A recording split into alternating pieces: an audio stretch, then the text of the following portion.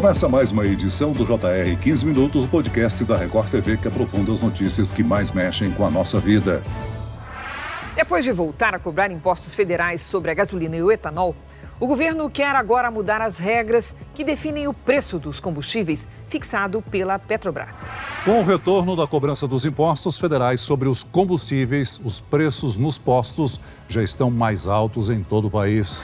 PIS, PASEP, COFINS, CID, desoneração e paridade de preços. Termos que entram em discussão toda vez que o preço do combustível é alterado. Esses itens interferem diretamente no preço que o consumidor paga na bomba. Recentemente, o governo acabou com a isenção de impostos federais, a desoneração, mas, ao mesmo tempo, a Petrobras reduziu o valor na refinaria. Afinal, como é composto o preço do combustível? Por que o mercado internacional interfere aqui no Brasil? É possível prever o valor do combustível para os próximos meses? O 15 Minutos de hoje esclarece essas e outras dúvidas com o economista, diretor de distribuição da Valor Investimentos, Pedro Lang. Muito bem-vindo ao nosso podcast, Pedro. Olá, Celso. Olá, Adriana. Obrigado. É um prazer participar. Quem nos acompanha nessa entrevista é a repórter da Record TV, Adriana Perrone. Adriana, houve nos últimos dias um grande debate sobre o retorno da cobrança dos impostos federais dos combustíveis. E desde o dia 1º de março, os tributos retornaram, não é mesmo? Oi, Celso. Obrigada pelo convite. Oi, Pedro. Foram 2 meses aí de muito debate no governo federal, segurar ou não a chamada desoneração dos combustíveis, que na prática é a isenção ou a redução da cobrança de impostos federais sobre a gasolina, etanol, diesel, gás natural, gás de cozinha e querosene de aviação. Inicialmente, o novo governo prorrogou a isenção por 2 meses até o dia 28 de fevereiro, mas o prazo acabou e os impostos voltaram neste mês de março. 47 centavos por litro de gasolina e 2 centavos por litro de etanol. Ao mesmo tempo, a Petrobras reduziu o preço nas refinarias, o que compensou um pouco aí o aumento provocado pelos impostos. A redução foi de 13 centavos para cada litro de gasolina e 8 centavos por litro de etanol. Pedro, por que é tão difícil alterar o preço do combustível? Uma escalada aí nos preços pode provocar uma reação em cadeia na economia? Então, Adriana, realmente o preço dos combustíveis, da gasolina, do diesel, do etanol, eles acabam sendo determinantes para o ambiente macroeconômico que a gente vive, né? A gente tem uma preocupação muito grande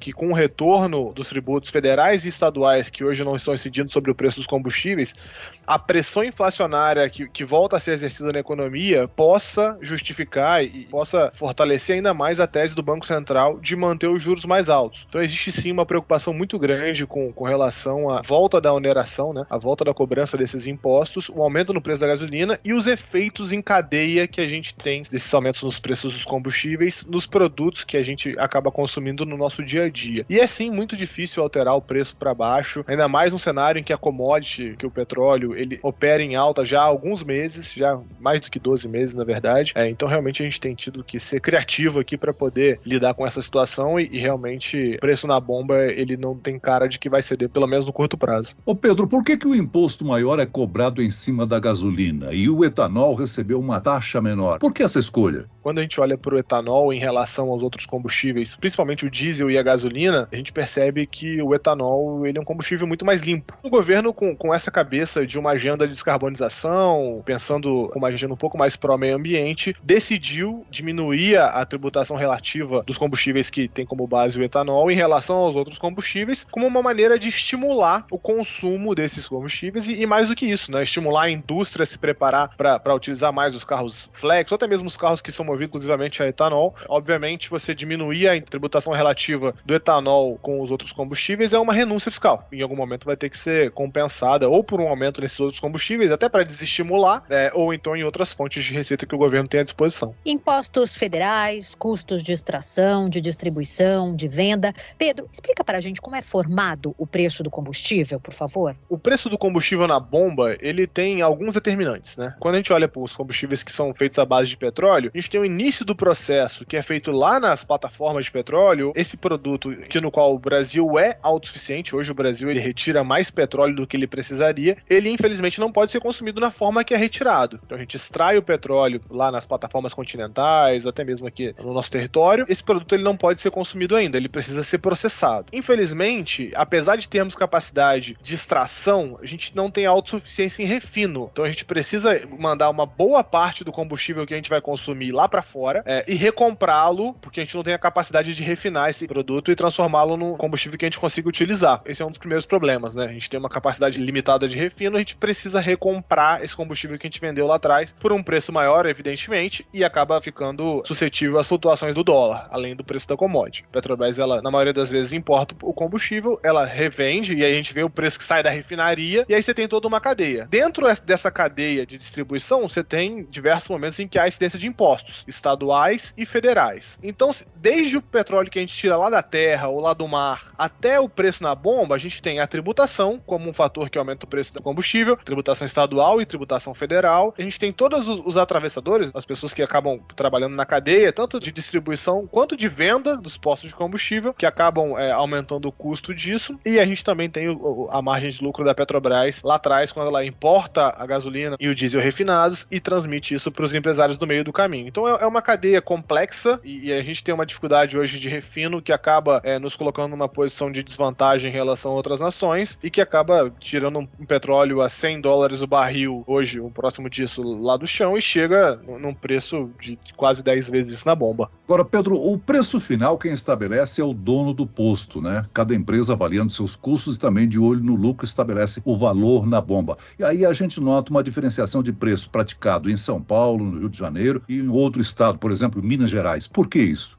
Primeiro, a gente tem que avaliar a distância desse posto em relação à unidade de refinaria que está sendo comprado combustível. Então você tem o frete que é cobrado entre um lugar e o outro. É mais comum em locais mais longe ou locais de difícil acesso o preço do combustível ser maior. Um outro ponto que é muito importante, Celso, a relação entre oferta e demanda, a relação competitiva, número de postos na cidade, o número de empresários na cidade. Isso acaba puxando o preço para baixo, né? Uma oferta maior do produto acaba beneficiando dos consumidores, mas acima de tudo a distância entre o local que a gente está consumindo e o local onde o produto ele foi comprado. E em alguns lugares a gente acaba vendo também um aumento ou uma diminuição sistêmica, né? Tem estados que são recorrentemente mais baratos, e aí talvez por conta do ICMS, que agora, enfim, a discussão voltou à tona, né? Que o estado ele tem a autonomia para poder definir qual é a alíquota que ele vai cobrar, isso acaba atrapalhando ou ajudando no preço da bomba, mas acima de tudo o padrão competitivo que aquele local tem, né? Por exemplo, a gasolina no Rio de Janeiro ela é mais cara do que a gasolina em São Paulo, mesmo se a gente desconsiderar a questão tributária. Então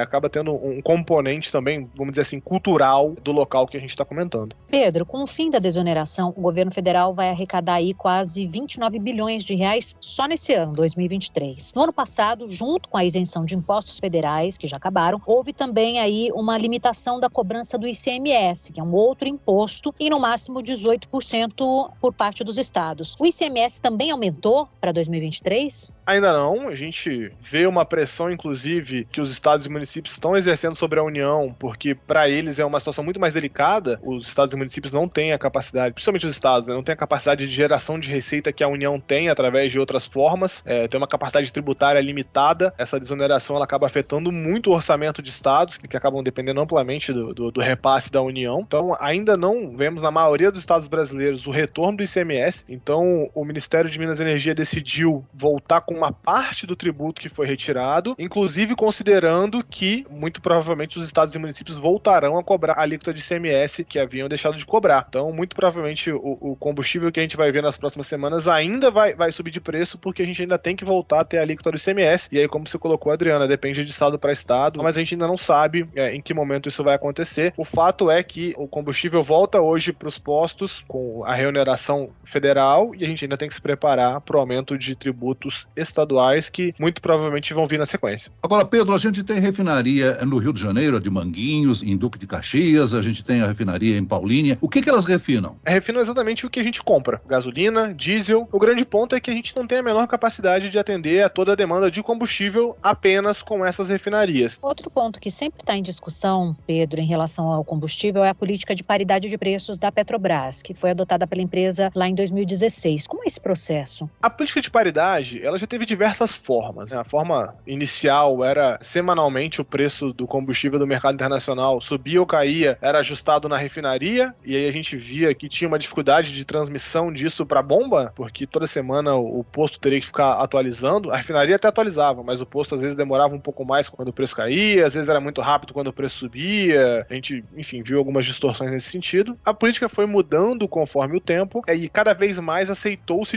desvios em relação ao preço internacional. Por exemplo, o início da política de preço foi empreendido, a gente percebia que o preço, a diferença de preço cobrado pelo combustível no mercado brasileiro e o que era cobrado pelo mesmo combustível no mercado internacional era muito pequena, 2-3% de diferença. No formato atual, em que a gente acaba transmitindo com menor velocidade esse diferencial de preço, e até levando em consideração outras coisas, essa diferença ela acaba às vezes ficando maior. Então, por exemplo, hoje quando a gente olha para o preço da gasolina aqui dentro e o que é cobrado lá fora, existe uma diferença de quase 16%. Então, a Petrobras ela preferiu segurar esses repasses quando o preço do petróleo caiu, e até em alguns momentos em que o preço do petróleo subiu também, ela preferiu segurar o repasse. Então, eu diria que a política de preço atual, ela ainda segue a paridade de preço entre o combustível no mercado interno e o mercado externo, só que com um hiato temporal para poder fazer com que os agentes econômicos possam se preparar. Isso acaba suavizando a mudança de preço e, enfim, mantendo com que os agentes tenham mais tempo para poder agir com essas informações. E a política ela segue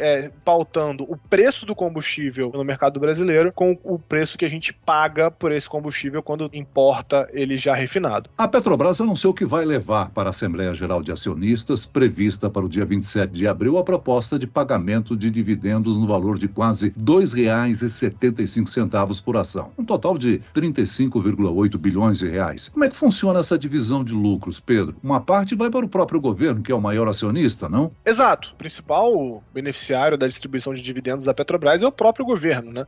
Quando a gente olha para o ano passado, a economia brasileira e sobretudo o Estado brasileiro, ele teve um superávit primário, né? Que é gastar menos do que arrecadar. Teve uma arrecadação maior do que a esperada, muito por conta do grande sucesso que as estatais tiveram. Petrobras, principalmente, foi uma empresa que foi muito lucrativa no ano de 2022, e aí a empresa decidiu distribuir os lucros e acabou aumentando a arrecadação do governo. Então hoje, quando a Petrobras ela anuncia um dividendo desse tamanho todo, o principal beneficiário é o governo brasileiro, que vai receber ali, como você comentou, mais de R$2 por ação que detém, e hoje o governo tem praticamente 50% das ações da Petrobras em mãos, então vai receber 50% desse valor aproximadamente. Pedro, para onde vai esse lucro recebido pelo governo, esse lucro da Petrobras, na parte recebida pelo governo? Ele, por um acaso, é usado para reduzir o preço do combustível? Poderia ser usado para essa finalidade, já que o governo aí é o maior acionista? Conta pra gente. Não existe vinculação direta das receitas ou lucros das empresas estatais com nenhum tipo de despesa. Essa despesa não está carimbada.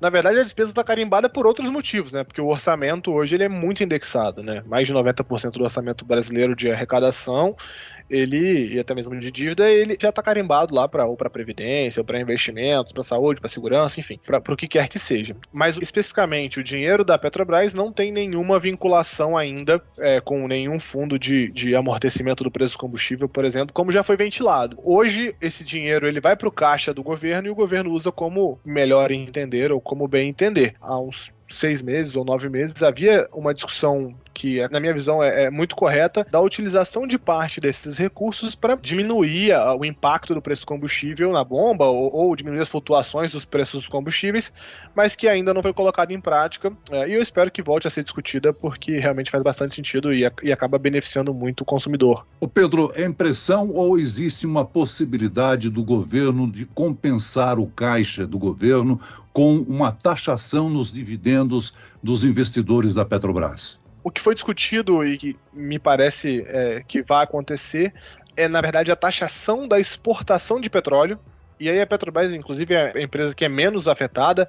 As empresas que a gente chama de Junior Oils, que são as empresas de petróleo menores, como a PetroRio, a 3R, a PetroRecôncavo, são empresas que atuam em situações semelhantes à da Petrobras, são muito mais impactadas porque elas sim acabam tendo a exportação tributária. E a forma do governo de diminuir esse impacto de arrecadação que a gente está vendo em outras frentes poderia ser através dessa tributação da exportação da commodity bruta, e aí, enfim, afetaria menos a Petrobras do que as outras empresas, mas ainda assim a gente teria uma recomposição de receitas olhando para dentro da indústria do petróleo. Mas ainda não há uma discussão específica da Petrobras, pelo menos eu não tenho ciência, de uma tributação dos lucros da empresa para poder olhar para esse descompasso de arrecadação que a gente vive hoje. Mas, mais uma vez, assim, a discussão dos 12% de alíquota de importação da commodity bruta já avançou bastante e arrisco dizer que nos próximos meses a gente vai ter novidade com relação a isso. Muito bem, nós chegamos ao fim desta edição do 15 Minutos. Eu quero aqui agradecer a participação e as informações do economista, diretor de distribuição da Valor Investimentos, Pedro Lang. Muito obrigado, Pedro. Foi um prazer, Celso. Foi um prazer, Adriano. Até a próxima.